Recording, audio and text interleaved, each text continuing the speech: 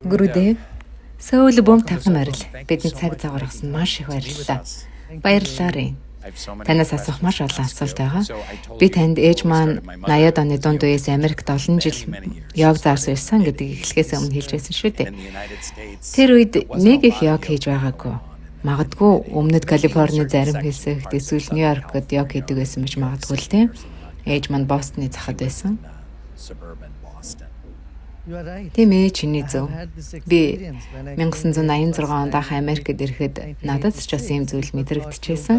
Хүмүүс йогийг үнс биеэрээ дүүрэн төрсөн хүн нэг хөл дээрээ зогсоод л йог хийдэг гэж боддог байсан.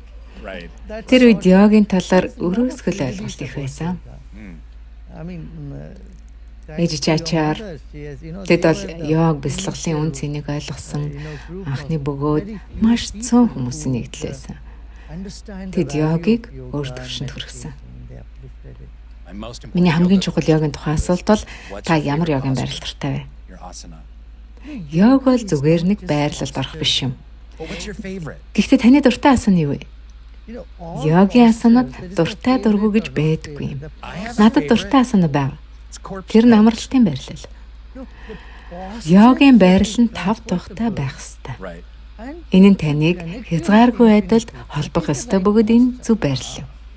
Таны дотор хоосрох мэдрэмжийг төрүүлдэг альва йогийн байрлал. Таны дотор ямар нэгэн зүйл тэлж байвал зөв. Та биеэ мэдрэхгүй харин зөвхөн сүнс гэдгийг мэдрэх нь хамгийн зөв байрлал юм. Би үүнд дуртай. Гэхдээ амралтын байрлалаар үгсэн мэт амардаг шүү дээ.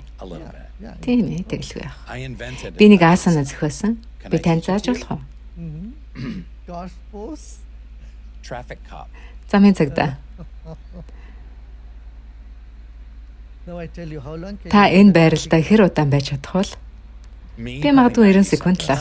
Тэгвэл тань тав тухгүй шүү дээ. Тийм ээ, миний доторх хязгааргүй орон зай, сүнслэг байдал нөлөөлөхгүй учраас үүнийг орхих хэрэгтэй л дээ.